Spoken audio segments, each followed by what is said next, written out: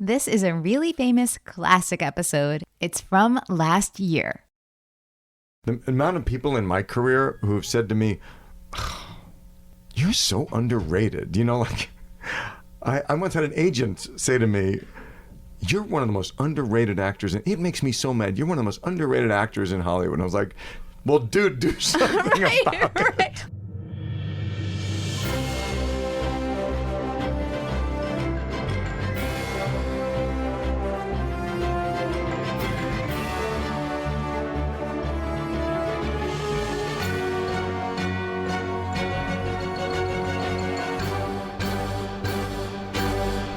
This is Really Famous. I'm Cara Mayer Robinson, and I interview famous people. But I don't just interview them like your typical interview. I'm not really interested in those same old questions. Instead, I like to know who they really are and what they really think. Sometimes it's like listening to old friends catching up, and other times it's like eavesdropping on a therapy session. Today, I'm sitting down with Tony Goldwyn. So if you watch Scandal, you know Tony plays Fitz, or President Fitzgerald Grant. If you don't watch Scandal, you probably know that anyway. Or you may remember him going way back to the movie Ghost. He played Patrick Swayze's best friend, and not such a great guy, as it turned out. And he's been in so many things since then. But he's not just an actor, he's also a director, and we talk about a lot of the shows that he has worked on. Tony has a serious family lineage. Yes, his last name is Goldwyn, and his grandfather was Samuel Goldwyn, who was like one of the original film producers, and he's the G in MGM. Tony's other grandparents and his parents and siblings are also in the entertainment industry, and we'll talk about that. Plus, he dabbles in plenty of other things. For example, he has published a few articles in magazines like More and In Style. Now, about this conversation, Tony shares lots of anecdotes, and we get to go off on tangents of all kinds, which is my kind of conversation. He really got into the groove, but I have to say, I feel like I only scratched the surface with him. He's a thoughtful person, he has a fascinating history, and he has analyzed life and what has happened to him, and he has a really genuine humility, and I appreciate all that. I feel like I'm going to need a second episode at some point. But in the meantime, we have this one. Media company that you used to write for or not? It is produced by me. Or you? It's totally your thing. Me and my interns. Which is awesome, because then you own it too. I own it. Yeah. I own it, which is nice. No, But it is nice, But yeah. the problem with that is there's a lot of business stuff Right. that gets in the way. For me, I would rather just do this. Right. But you have to do all the housekeeping. Yeah. Yeah. So maybe one day there will be somebody else owning Right. it and producing it. Right. But right now, it's my independent podcast. So I do with it whatever I want. Right. Which is nice. Yeah. But you are a writer. Well, I write. Yeah, I mean, I'm not a professional writer. I write articles. I've written for magazines and newspapers and stuff. I know. And I've done I guess by now I've done a lot of public speaking. So I write whatever I say. But I'm not a screenwriter or playwright. I don't write dramatic writing. But just because you're not a dramatic writer doesn't mean you're not a writer. That's true. Mm-hmm. If you write things, you're a writer. If you put words down on paper, you're a writer. Most people would say if you get words on paper and then actually they get published in magazines. Well, that's true. So I'm a writer. It just feels a little. I know. Maybe I've always been this way. It took me for a while to call myself a director until I'd actually finished directing a feature film and it was actually in the theaters. I was like, oh, I guess I can call myself a director, even though by the time it came out, I'd been directing for a couple of years because it took that to get it made. So I'm careful of. I don't know. You're humble. I guess that's it. I don't know. There's a lot of bullshit in our business, and a lot of people who take up space with a pitch, with an idea. You know what I mean? With a line of bullshit. Yeah. So I always try and make sure if putting something out there that it actually can back it up. Because I'm sort of allergic to that tendency to over promote oneself with hyperbole. Maybe because I'm terrified of being called out. Maybe, but so that's an interesting. Well, that's just your personality, obviously. Yeah, and I just experienced a lot in my career. People who lie. Honestly, I don't mean to start off this conversation in a jaded way because I'm not particularly jaded, but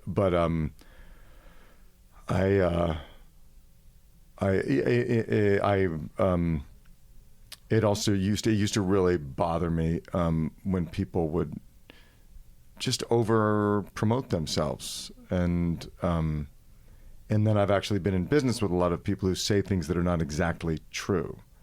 So I always err on the side of humility because I think that you come off looking better in the end. Well, that's true. But I think that bothers me too. But it's funny because you got right into one of my personal, like the things that I really dislike when I see it is lies. Like if I could label them a liar or whatever, to me, that's one of the worst things you can be. I don't know if it really is one of the worst things somebody can be. I'm sure there are worse things. But to me, it's one of those things that is very offensive to me. And I really like balk at it or like turns me off big time. I completely agree. It's funny. I was thinking about this literally the other night because our show Network deals with this and what's happening in our media culture and Bryan Cranston's character Howard Beale talks about people should just get angry. I suspect we'll talk more about this in a minute, but we will. But he's like, just get angry, and then we'll decide what to do with it. But just get angry first, which is kind of where our politics have gone. And I was thinking, well, what actually makes me really mad? Because I have a pretty sort of high threshold, I guess, for losing my shit, and lying is one of them. When people lie to me, it just makes me crazy. And not that I've not been guilty of it in the past. Can I tell you a really stupid anecdote? Yeah. Of one of the things that put me off lying at a relatively early age. Even, not that I've been a saint since then, but I used to, as a young adolescent, like 10, 11, 12, sort of pubescent years, I had a very active fantasy life and also was going through a time of great sort of social insecurity going into like middle school and not knowing how to navigate that. So I started to make up elaborate stories about myself for social acceptance.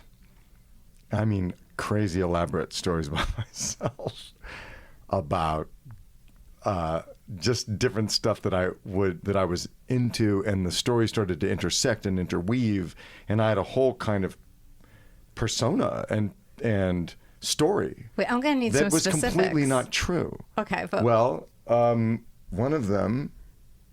So it started out with I transitioned into 7th grade from going to like a small school in Los Angeles, a private school, and I wanted to go to public school. So I went from having the same 20 people in my class from the time I was 6 to a school of 1,500 kids. So I had like, 800 kids in my, whatever, 700 kids in my grade. And I didn't know anybody. So I didn't know how to make friends. And it was it was very disorienting. And so when I talk to people, I talk about my girlfriend. Like I was 12, right? So I talk about my girlfriend. Let me guess, was she from Canada? No, no, usually people, I feel like Canada, kids but I was that only age 12. make up. I wasn't that well traveled. Not that way, but I think that at that age, the popular story is, I have a girlfriend. She lives in Canada. That's why you never see her. Well, maybe I said she lived in the valley. I don't know. Right. Her Okay, so you had a geographical girlfriend. location actually never came up, as I recall, but her name was Lisa, as I recall. And I filled it in completely, her whole, who she was. It's sort of pathetic. Or imaginative. I literally created this whole character, and I'll talk about her. I also was a semi-professional ski racer. Yes, I was on the junior national ski team, specializing in giant slalom at 12 years old. What? That's impressive. And, and I liked to ski, but I was not... I was not a racer. Anyway, that was another thing. Things like that. What else? Honestly, those were the two main. But the good thing is, I think I said that I would like. it was before I even thought about being an actor, but I think I said I acted in television commercials. And I was quite specific about the kinds of commercials that I had been in. And so I created this whole persona that I thought would make me appear kind of fabulous. And people believed it. And they were like, wow, that's so cool. And it went on for over a year.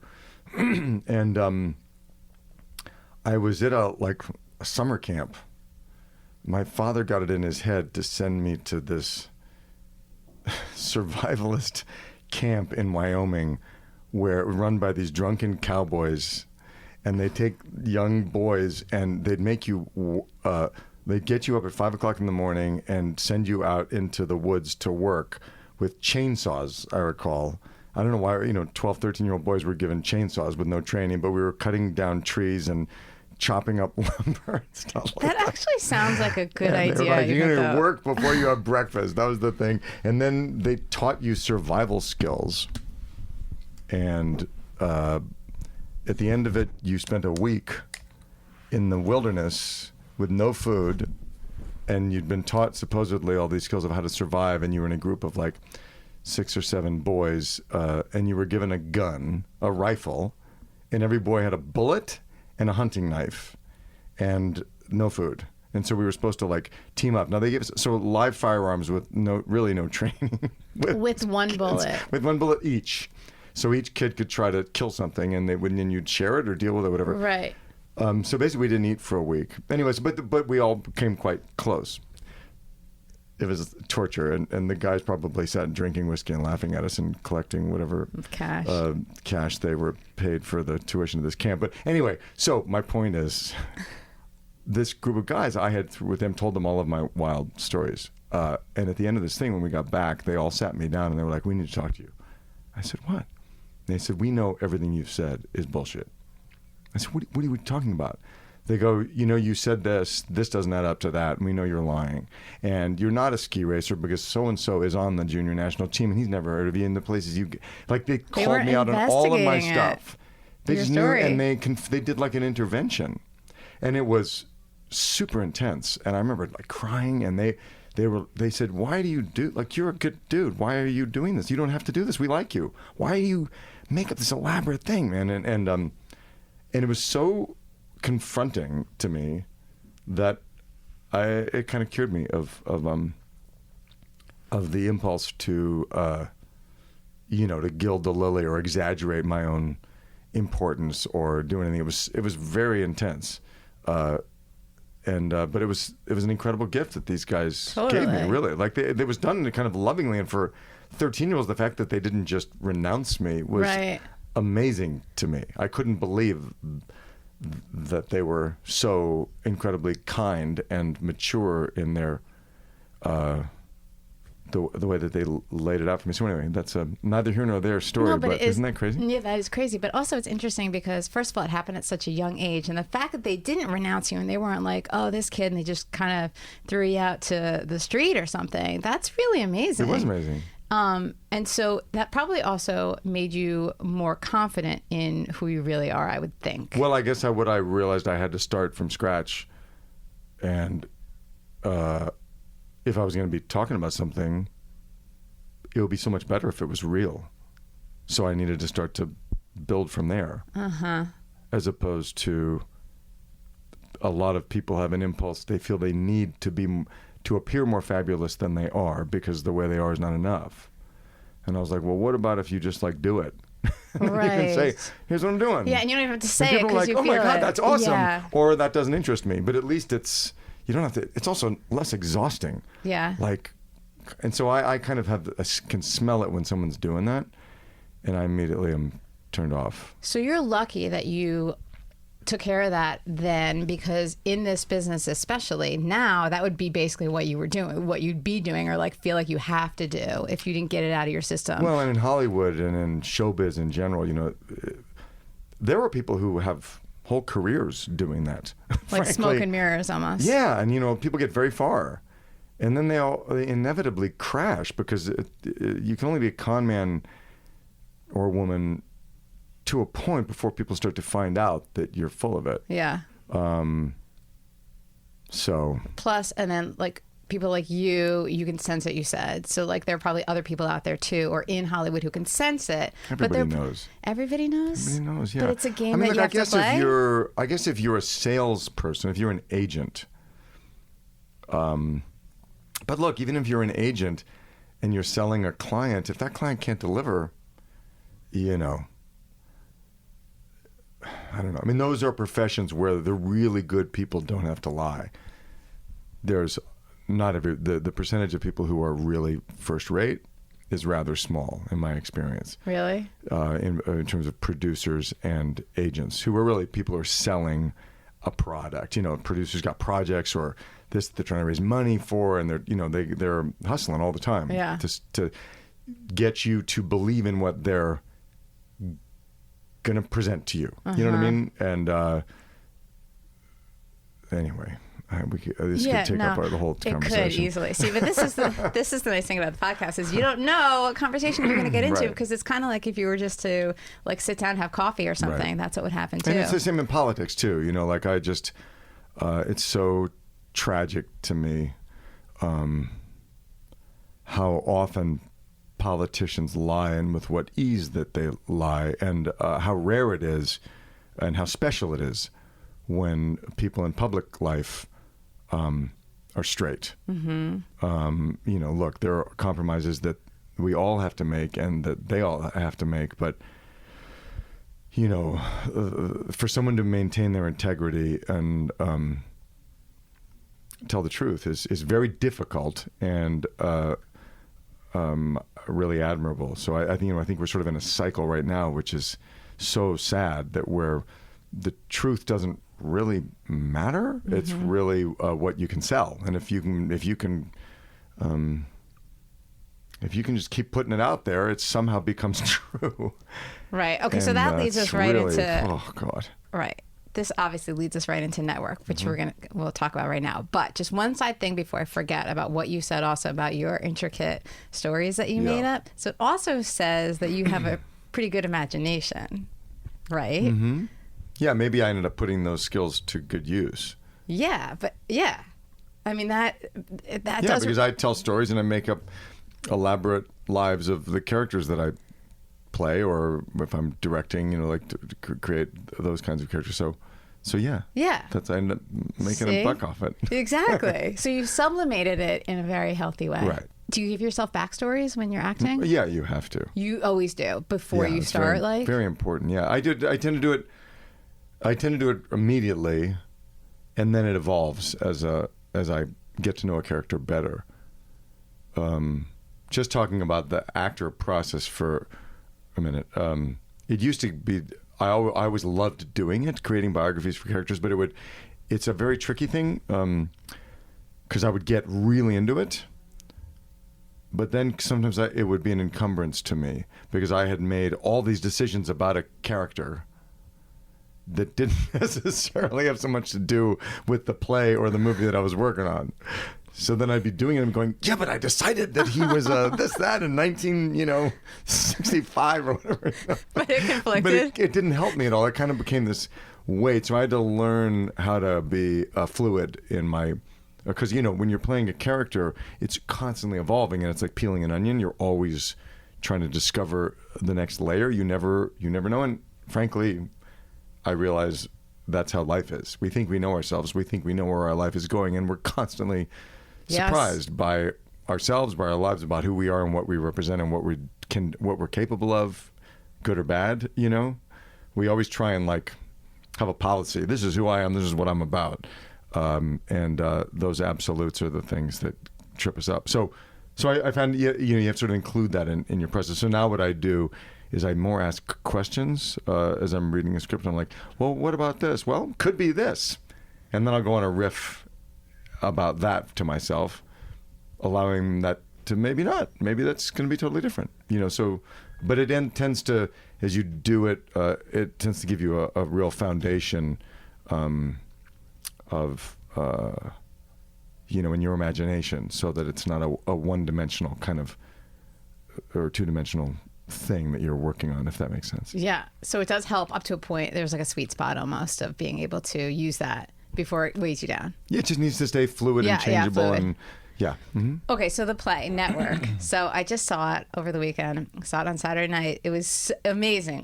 I loved it. It was so good. You were good. Bryan Cranston was good. Tatiana was. Everybody was good. The story was like, I kept thinking it was really like thought provoking. Yeah. And I had not seen the movie. For really? everyone Okay. listening, right? I had not seen it first. For everyone listening, this play is on Broadway now, and it is based on a movie from 1976 called Network. Yeah, Sidney Lumet directed it.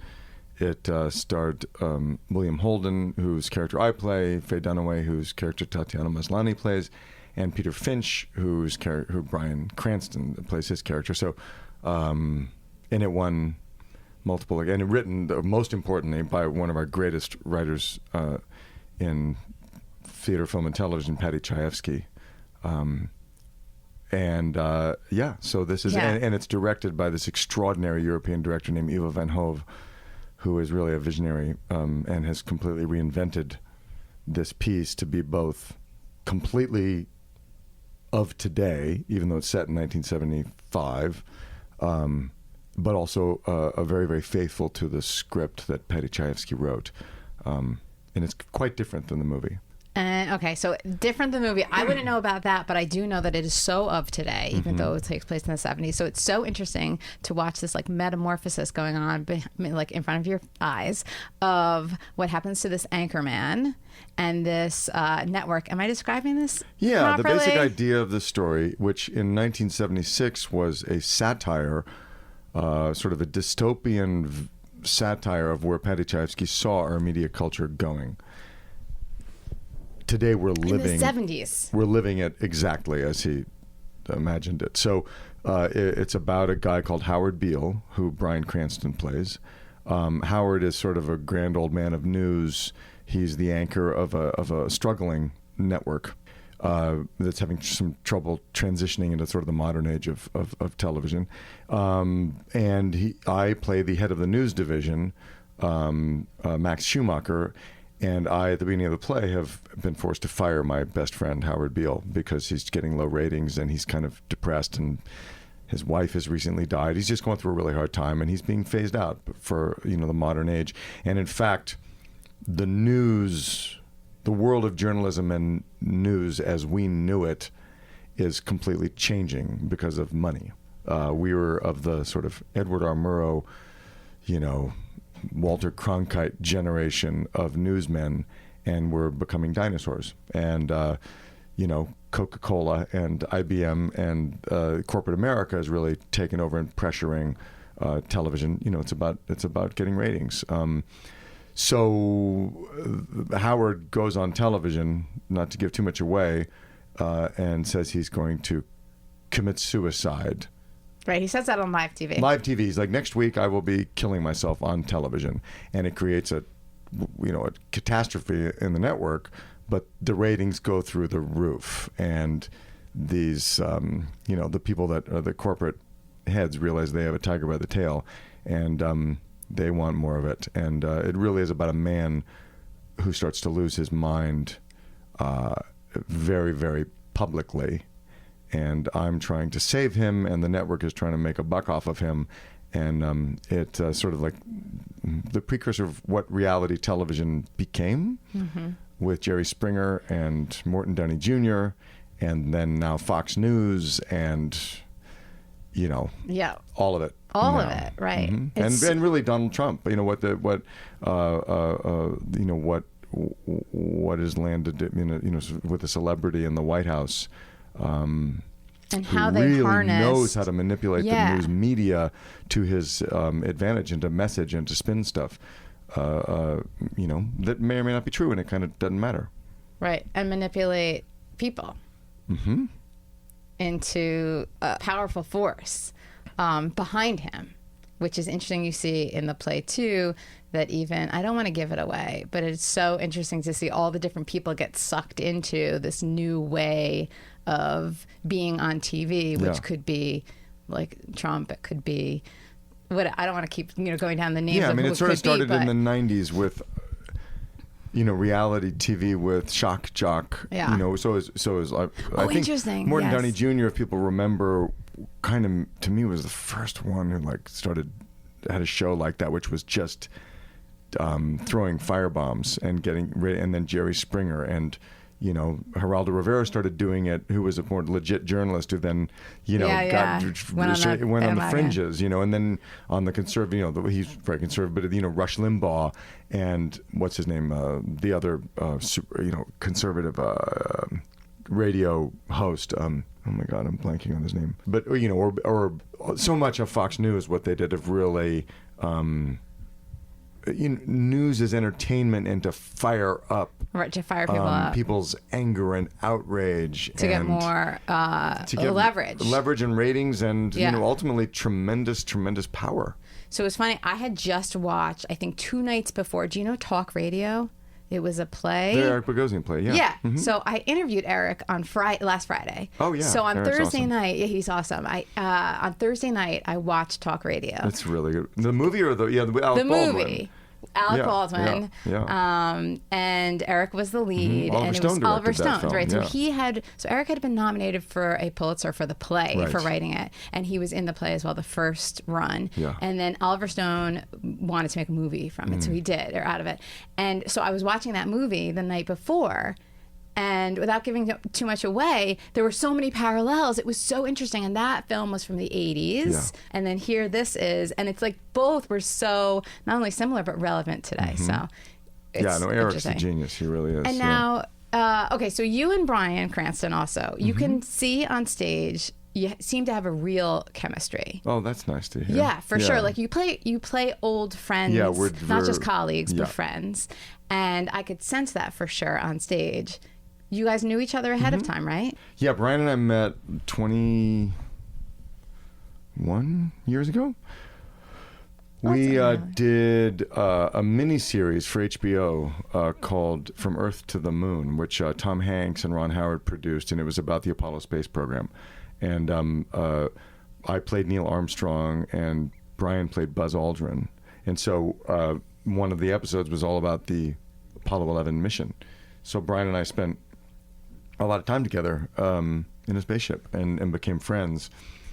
And I remembered doing that during that show. This was preceded Malcolm in the Middle.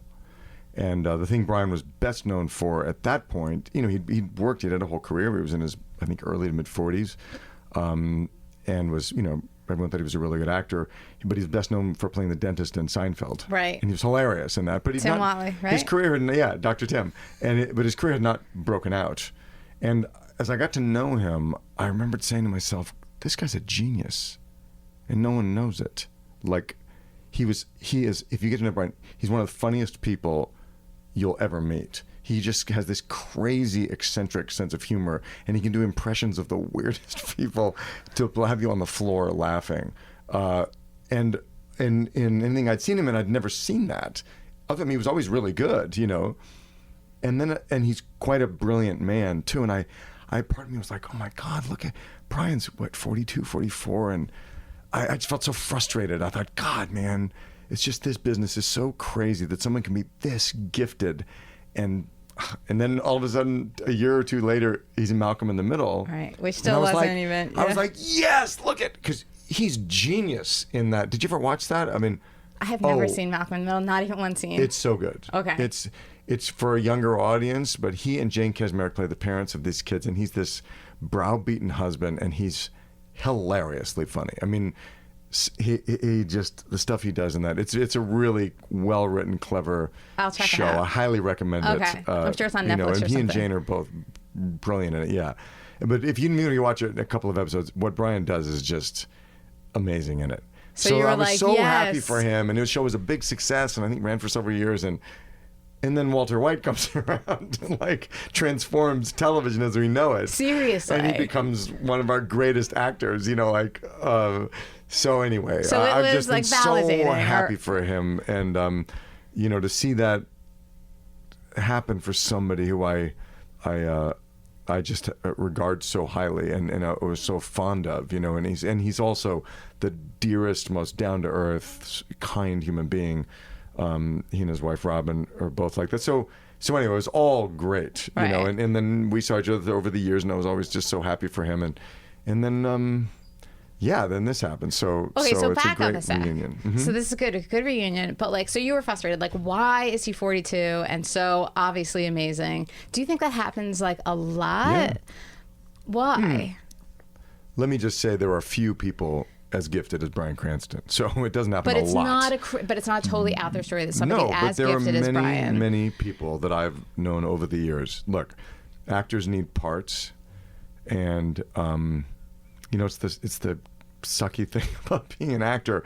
You know, you can't do your thing unless someone provides you with the opportunity, or you create it for yourself. Sylvester Stallone created Rocky for himself. You know, brilliant to do that. Good move. and a lot of people have done that. You know, they're like, and that's kind of what it takes. You gotta have a kind of persistence to, you know, to prevail in this business, unless you just get super lucky.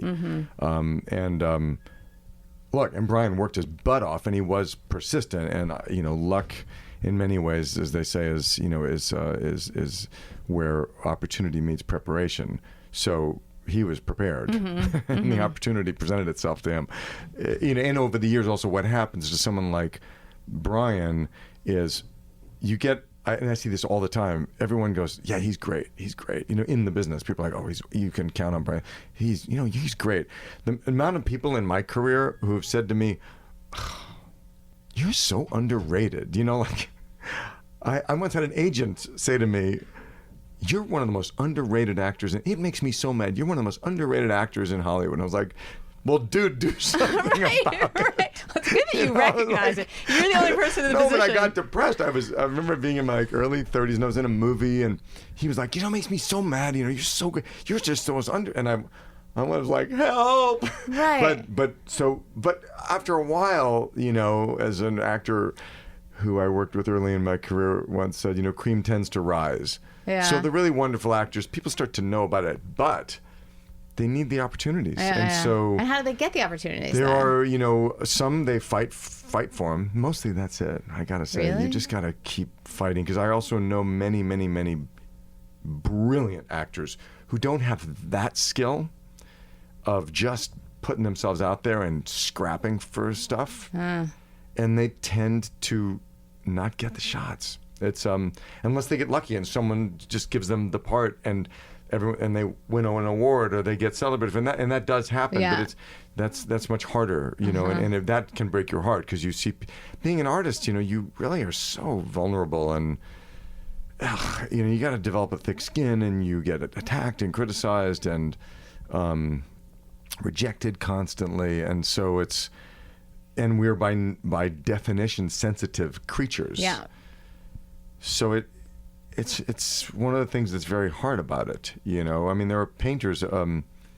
My stepfather was a painter, and he suffered from depression. And I know there were decades when my stepfather John, who I thought was quite a wonderful painter, would never show his work to anyone.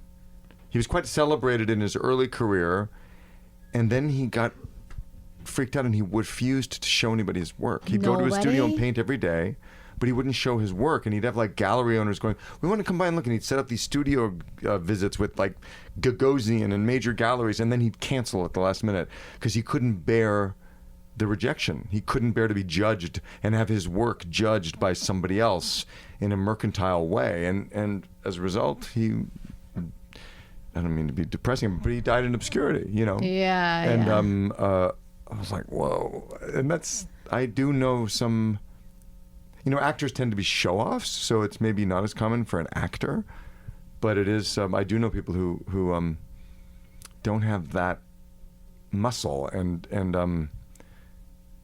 they don't get the attention that they deserve. Right.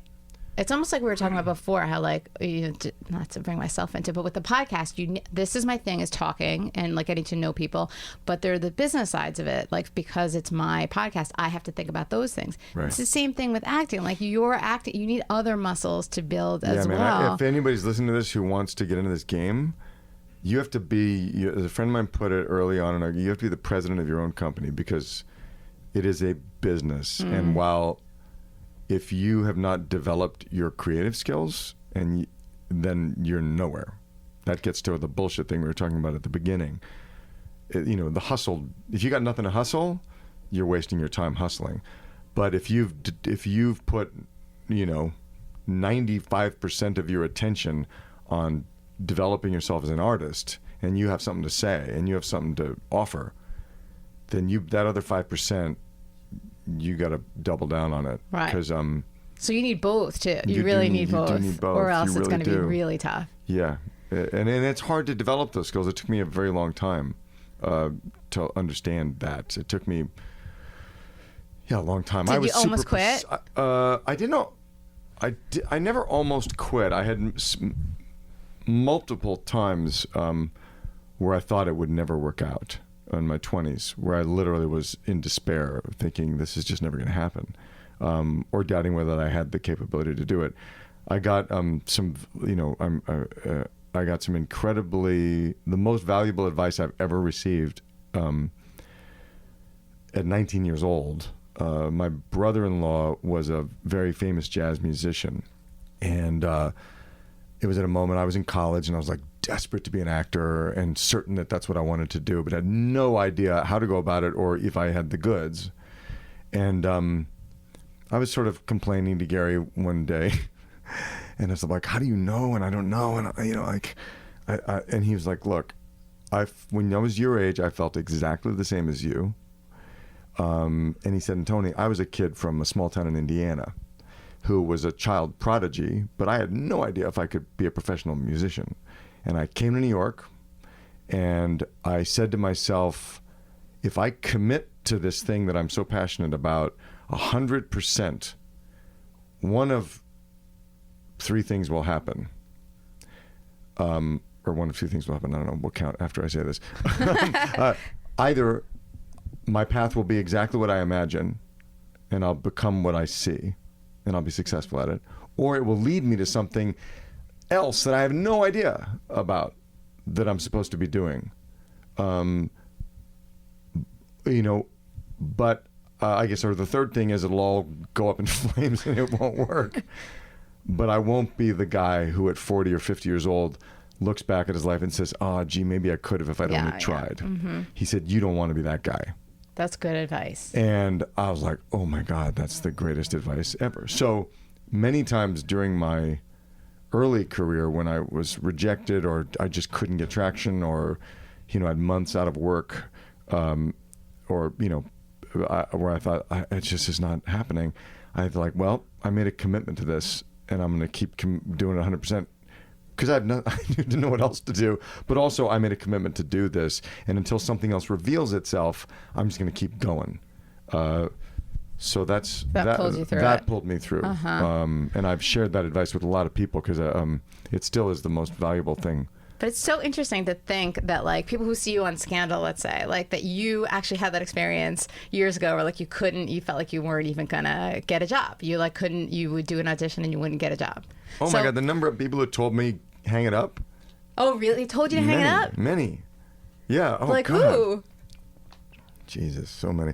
My first real acting teacher, who is to this day the best acting teacher I've ever had, who was the teacher at Brandeis University where I went to college, and luckily this guy was teaching there when I was there, but he was a real cranky, gruff, scary dude.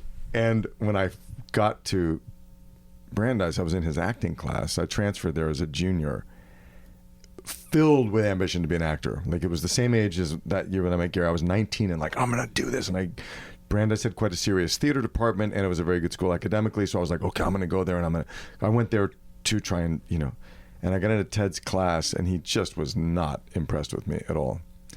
And he was very rough on me.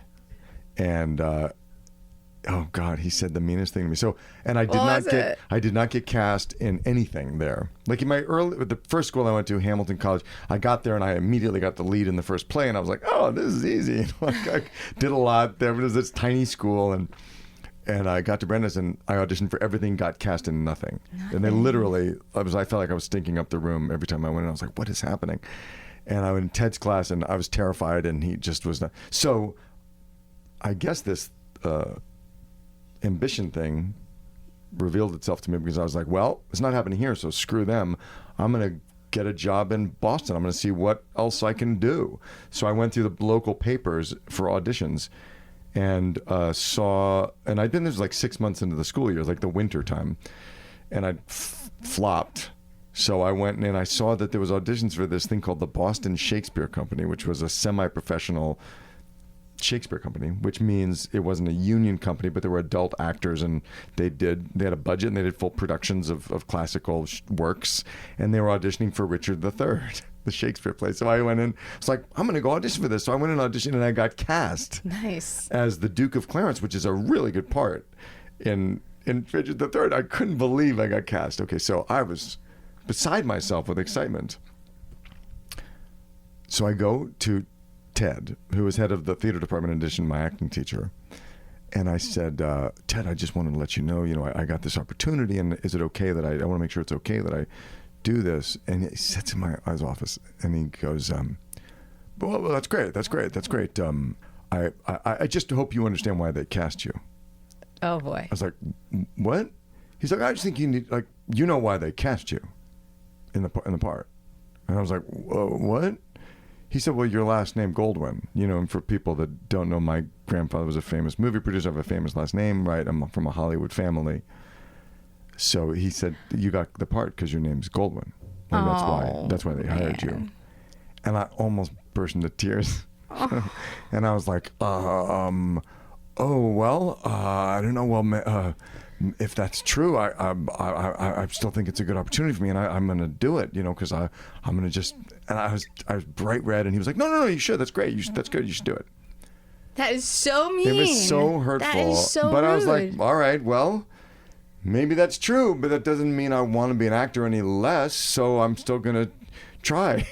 So I went in and did it. Okay, so I did this show, which I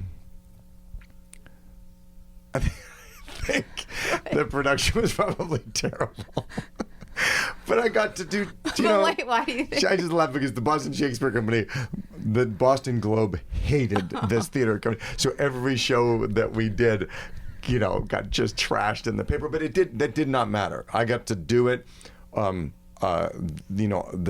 was a great experience for me.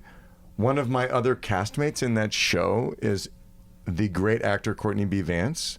Get out of Courtney here. was at Harvard as an undergraduate, and he did the same thing I did. So we were in this together, and that's how we became friends. Oh, that is cool. And so, right? Good for us. Yes. And I probably, for a 20-year-old or whatever, I just turned 20 by the time I was almost 20, I did okay. Like, I got through. And I'll never forget this. My class came to see me in the show. Your Ted, my teacher, Ted brought the class? Like, let's go support What? Tony, and and see him in the show. And his face after seeing me in the show was kind of like, that wasn't bad. Like that wasn't. I remember just the look on his face. He was surprised that I did okay, and and I had sort of, by being hurt that way, I was like, fuck him. I don't give a shit. I'm doing this. I don't need him. I wanted so desperately his approval before, and then when he said that to me, I was like, well, screw you. I'm with or without you, I'm going to pursue this thing. And then the look on his face when they came back I was pleased that they came to kind of support me, and I could just see on his face that he was surprised. And I was like, The satisfaction. And so I was a junior in college. This was this was like the spring of that year. So that was the end of the year. And he had auditions, and he cast me in the lead of the show that he was directing for the fall play of my senior year in college. Whoa, what a switcheroo. And so then I became like the leading actor or whatever. I think I got like 3 leads in the next year. And it was just like, I was like, oh, okay, that's how it works. You just don't, you can't. And, I go on length about that story because that just replicated itself so many times in my career. Oh my God. I had an agent once who said to me, after I'd started working a bit, had not yet done Ghost, which was my first big break, but I was a working actor and struggling though, but trying to getting jobs, but still feeling like I was sucking wind, not getting traction. And I felt that I needed a bigger agent, so I got this agency was going to sign me, and I needed to have a meeting with the head of the agency, right? And she was in LA, so I go out to LA, and I kept trying to schedule this meeting, right? And the New York agents were like, no, we really want you, and she's got to meet you, and but it's all great, and we've told her we love you, and I'm calling, and she's not returning my calls, and I keep persistently calling her. I finally get this woman on the phone, and she's like, oh, yes. What's your name again? I said, Tony Goldwyn. She's like, oh, yes. You know, I just, honestly, I looked at your tape, because you have a demo reel of, like, scenes from stuff that you've done. I looked at your tape, and frankly, I just didn't see much there. And I was like, okay. Yes, goodbye. And she hung up the phone on me. And I thought, what? Like, I've been told that I thought she was going to sign me. I thought they wanted me. And she said this to me, and I was at that point 28 or 29 years. Like right before I got, no, it was I was 27 or 28, about a year before I got Ghost. But that was incredibly painful. Painful. You know? And like, why did everybody lead you to believe you? Yeah, so it's so similar. Those kinds of things happen, and you just go, well, okay. Yeah. And then you just chuck on, you know, and that's happened to me a lot in different ways, whether it, you know, as I got bigger things, the critic from the New York Times giving you a shitty review, and you're like, oh, or for what? Well, I got Frank Rich. I remember giving me, it wasn't that bad a review, but I had a big success in a play in New York in 1990. I won an Obie Award, and I was like, I got all these rave reviews, and it was at the same year that Ghost came out, which was my first big part in a movie. My career really took off, right? Ghost, by the way. And so I was sort of for a moment hot. And because several times in my career I've been hot and not hot, hot and not hot, and you get used to that cycle. But that was my first experience of it, and I was like, oh my God, just like being in a rocket ship. And the next play I did, Frank Rich who was the New York Times critic, didn't like it, and was rather dismissive of me in the play. My dear father, I learned I don't read reviews. I've learned not to read reviews because it just can't help you whether they're good or bad. It's irrelevant to it. It can only mess you up. So I sort of learned, like, I was still drawn to read them, but I was at distance. I was like, don't read the reviews. And my father calls me up the morning after the play opened. He's like, you okay? Oh, no. I'm like, Pop, I don't read the reviews. He's like, oh, well, I just want you to know I'm on your team, you know? I don't get whatever the New York Times says, doesn't matter. New York Times, really? That rag. Really? You had to say that so I'd go ahead and read the kind of review. Or, I don't know. There was a great critic, he was awful, but the critic for the New York Times, a famous critic, or New York Magazine, John Simon, from the 60s and 70s through, but in the 90s when I was working, starting to work all the time. And I was in a play on Broadway, which was wonderful, and we got great reviews. And I thought, again, by that time, I was mid-30s. I was like, I don't care. I don't read them.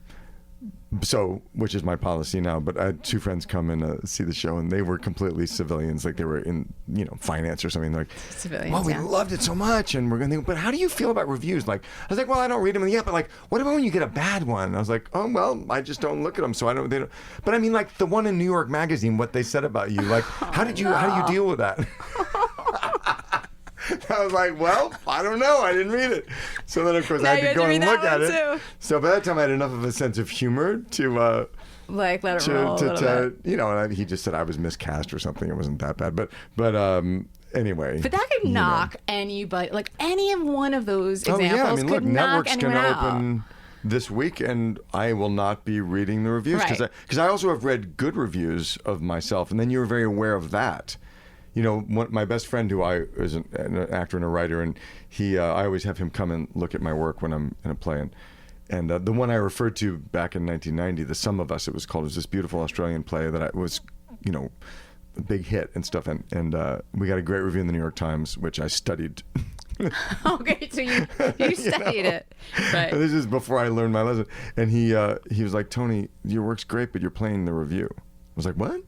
He said that thing that they said in the New York Times about you. You're like doing that. So that's like settled into your brain. He said something about my physicality or something, and he was like, "Man, you're really doing that." And I was like, "Oh, that's what I'm so aware of. They like this bit. So you can't. Yeah, you can't. So you learned you just can't even look unless somebody says something about it, and then I still you have would to. not. No. Now I would not. No, because there's nothing to be gained. It really, people's opinions are their opinions, and you cannot let it influence your work. And I've gotten bad reviews as a movie director. I've gotten great reviews and bad reviews, and it's painful. As a director, it's a little different because you're done, and it won't affect your work. But I don't know. Yeah. Someone's going to like you, someone's going to hate you. That's just the reality. That's always going to happen no matter what. Right. So you can't ride There's always those one waves. bad one. So, Even in your greatest performance. Mm-hmm. And unfortunately, if the bad one's the New York Times, that's a bummer. It's a bummer in the theater because they have so much power. But so I always feel like when I get a good review, I just dodged a bullet. That's how I feel. I'm like, thank you. Okay. We got lucky this time. And then move on. I suspect the reviews here are going to be good. I suspect they will be, but I won't be reading them. And there will be there will be some bad ones. Right. I mean, there was already, I like to ask people questions or whatever. So I was even asking the, one of the ushers or whatever, like, how's it going over here? How's everything? And she was just like, oh, people are loving this. So I don't know if I should have told you this, though. Because that might make you. No. Look, the audience loves it. I know. And people who see it, they're the ones to me that matter. Yeah. And someone might not. I've had multiple people go, oh, yeah, I love this, but I didn't like that part, and this didn't make sense to me, or I like this performance better than that performance. We're all entitled to that, to our experience of it. It's when it's sort of put out there publicly, and you are the authority for thousands of people who might potentially be forming an opinion. You can always tell on an opening, the day after opening, if you've gotten good reviews or not. Because an audience in previews might be like cheering. And if at the day after opening there's something quiet, you're like, ooh, I think the New York Times probably didn't like us. That's terrible, because that influences their experience of it. Yeah. Even if, not only does it stop them from going to get tickets, but that actually influences the way that they receive. Yeah, or I've also had the opposite, where like perception was a little, muted in previews, and then all of a sudden after opening night, they're like, rah, cheering and standing ovations. So like, interesting. Oh, well, the New York Times must have liked us because there's people are now feeling enfranchised too. Isn't that interesting? Yeah, people are, that's the way of influenced. The world. Yeah. Which also kind of reminds me a little bit of Network too, but in a different way. But it's like, it just shows you that like one authority figure saying something can really influence the way that people see a situation. Yeah, I'm guilty of it myself. All right, so let's go to a few of the things that you have directed. So Dexter is one of them. Personal favorite. Love Dexter. I love Dexter's that show. A great show. That was a good show. And that was like earlier. That was one of the early of like that type of show, wasn't it? It was, yeah. Really groundbreaking, yeah. So you directed a bunch of episodes, right? Yeah, my brother was the producer of Dexter. My brother John, who's a wonderful film and television producer, and he and a colleague of his found the book and developed it at Showtime, and so he said, "Would you direct one?" And I was like, "Yeah." And then I came in and did a bunch of them, and I played a part on it, and it was. That is cool. So, okay, I just thought of something else that you said before. So, what was his name? Tim, the drama teacher? Ted. Okay. Ted Kasnoff. So Ted, is it possible that Ted was kind of impacted by your last name too, but in a negative way? Like, how he said maybe that he prejudged me? Yeah. Probably, yeah. In a negative, like it was like, oh, he's just a Goldwyn or whatever, so he just feels entitled or something. Probably likely. So do you come upon that too along the way? Yeah. Because just to clarify, so your grandfather... My grandfather was a very famous Goldwyn. movie producer named Samuel Goldwyn, who was really one of the founders of the movie business. The whole industry. Yeah, he literally, produced the first feature-length film ever made in Hollywood, and many shorts in New York before that, like in 1912, 1914, the Squam came out, and won an Oscar. Went on to, win an Oscar for Best Picture in 1946 with The Best Years of Our Lives, and produced many classic films. And, he made his last movie the year before I was born in 1959, which was Porgy and Bess. So his career spanned from 1912, I think, to 1959. He was really a giant and an extraordinary human being.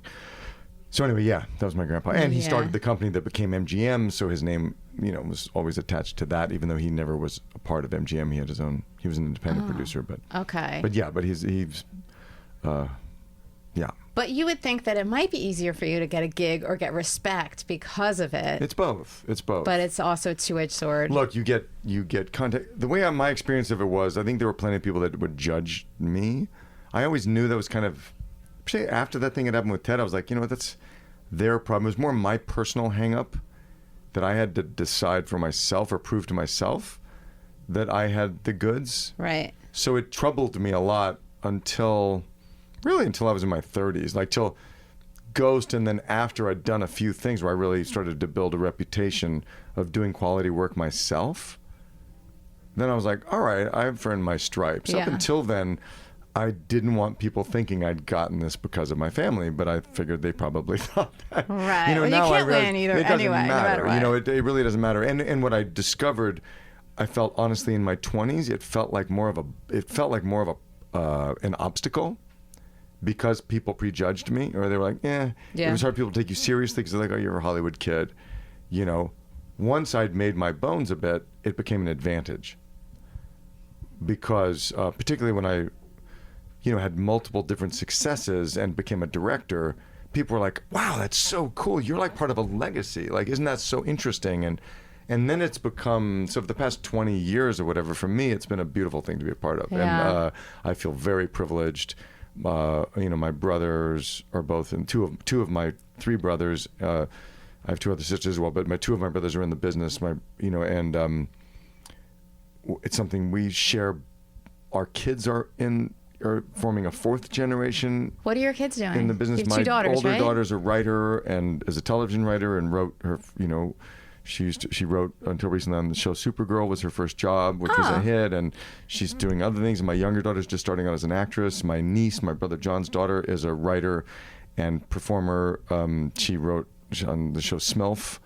And she's in this company, Groundlings, in Los Angeles, this improv company. And Emily is super talented and is on another show, I think, for Groundlings is AB. huge. Yeah. So it's an incredibly beautiful. I try to, pass on to my kids that it's like a beautiful thing to be a part of. You just got to earn your own, figure out how you fit into it and contribute your own thing to it. And it's like, so in a way, it's become a family business, but it's not a normal family business. It's not like, this is the company and you're going to get a job and come into the family business. And it doesn't work that way, unfortunately. Right. So it's not like that nepotism, like that beautiful advantage or whatever. No, you meet people so you have access and you inherit a lot of knowledge by osmosis. Like the greatest thing I learned, the greatest thing I got from my of being part of my family business was the understanding that it's about building a long-term career and about surviving to be my age and still in the game, as opposed to what we're led to believe, that being hot and being on the cover of a magazine and being, the flavor of the it guy, that's the thing. Our culture, our pop culture tells us that's what you want to be. And that's not the point.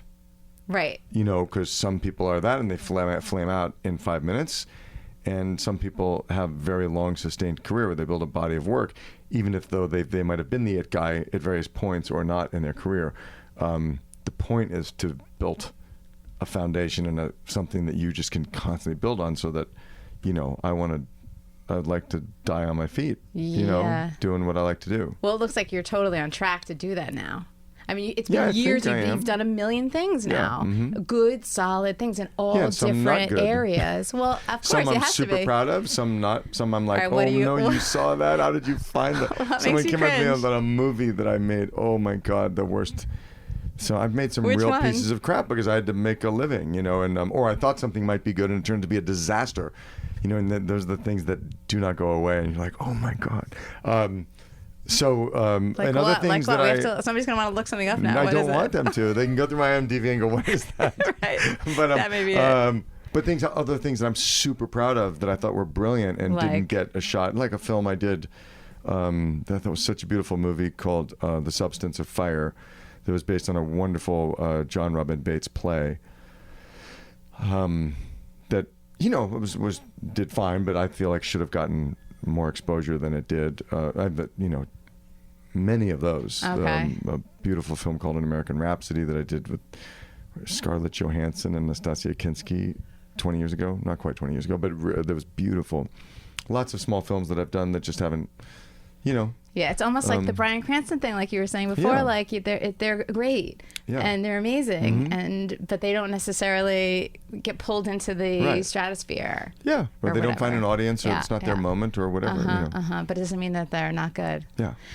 Okay, so we have limited time, and I have a million other things to talk to you about. So I have to kind of pick and choose right now what some of my things are. But I want to know about your wife Jane. You've been married a long time. Yep. You wrote, one of the things that you wrote, we started talking about you being a writer, was for More magazine, which I think is now defunct. Right. Sorry to say, but I can't find the full article anyway. I only got the first page. Yeah, what was that about? You were writing about three that was a while generations ago. Oh yeah, that was women. an interesting article. I've written a bunch of stuff about women, and about certainly I wrote something recently for In Style about I read that Me one. Too movement, which was good. Everyone should read that too. It was interesting about when. It's about the sort of the Me Too men's movement that's come up. But the thing in More magazine a few years ago, I wrote about feminism, sort of, about my perspective on three generations of women, and my mother, who was a very gifted woman, but who really didn't achieve her potential professionally, I felt, because she was part of a generation where she felt the need to sublimate her professional identity to that of her husbands, plural, my dad and then my stepfather. And yet my wife Jane, who came of age in the 70s, really, and was really part of the first broad generation of women who really, achieved their potential, but still very much in a man's world, and it was a fight. And now I have two daughters who are in their 20s who view it as their birthright. Like, they don't even question that they should be successful, and yet they still now, since that article, because at that age I think Tess was probably still in college, and I think Anna so, was just out of college, or maybe, I can't remember when I wrote that, but they were just kind of, I think you said college age kids. I think they were both college age kids, and maybe Anna was in grad school or something, but they hadn't yet faced the world. And now that they both are, and particularly with the events of the last year in the Me Too movement, coming up against still the intransigence of the challenges of a male-dominated society. And obviously in the last year, it's all blown wide open. But that was a piece where I just kind of looked at those three generations. You're a and how reflective person. I saw that. Yep. Reflective, analytical, in your head. Am I right? Yeah. Yeah. I suppose. And that's what helps you do what you do so well, I think. Right. Yeah. So it's a good thing. It's but sometimes a necessary thing. But it's probably, there's probably a downside of it. No. Well, the downside of it, I don't find it a downside now. As a younger man, being introspective can become navel-gazing in a way that's not terribly productive. Okay. And actors tend to be quite narcissistic anyway. So frankly, until I had children, it was not a great thing, because I'd spent a lot of my time thinking about myself and my place in the world, and that was not helpful. Once you have kids, they're kind of like, get over yourself. It's all about me. Yes. And that was very good for me. Yes. And I do have a wife who reinforced that as all good view wives of the do. world. So I'm very appreciative to Jane, who was kind of like, get over yourself. When I'd be like, acting so hard, blah, blah, whatever. Right. But you need that, right? Exactly. You need that to kind of offset it. Very, very lucky for the women in my life. One of my last questions I always like to finish with is a two-parter. Number one is, who do people assume you are? Like, what's the image they have of Tony Goldwyn? I don't know 100%. I'm always surprised by the comment I get very often when I work with people is, you're such a nice guy. Like, you're so normal. You're so down to earth. I'm so surprised by that. And I think, or you're so humble. And I'm like, what did you expect? I don't know what people expect. I don't know if because I am from a Hollywood family that people think I'll be an arrogant prick, or just because I've had some success that I will be that. Right. I don't know. Who knows?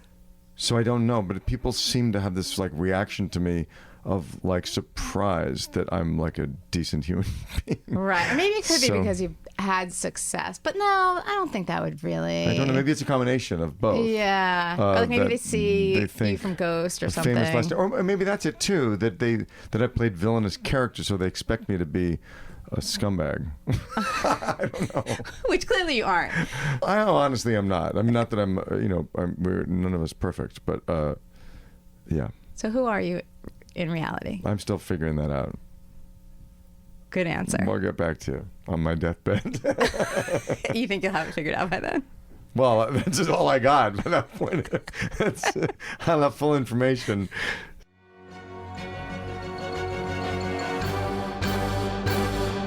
Hold on, don't press stop just yet. Tony and I recorded a short video with quick answer questions, and it's super fun. We talk about his pet peeves, what cracks him up, his guilty pleasures, bad advice he got from his agents, and a gig that got away, thoughts on his TV shows and movies, and so much more. We laugh a lot. It's available now on my YouTube channel. Just open up YouTube and search for Really Famous. In the meantime, if you like Really Famous, it would be fabulous if you want to rate it on Apple Podcasts or wherever you're listening. Just tap on the number of stars you think it deserves. And if you're a writer like Tony, hey, go ahead, craft a few words for a review. Moving on, I have big news. I now have merch. Yes, merchandise. Really Famous things like t-shirts, dog bandanas, mugs, fun stuff with the Really Famous logo on them. You can score your Really Famous merch right now at reallyfamouspodcast.com. If you get something, please snap a picture of yourself and send it to me. I'll post it on social media. That would be super fun. My email is reallyfamouspodcast@gmail.com. If you do email me and you send me a picture, I won't ignore you, I promise. Speaking of pet peeves, which Tony and I did, I can't stand it when people flake on email. That's one of my pet peeves, so I try really hard not to be an offender. So anyway, to recap, catch Tony's spectacular video right now by subscribing to my Really Famous YouTube channel. And check out my merch on reallyfamouspodcast.com. I'm Kara Mayer Robinson. Thanks for listening.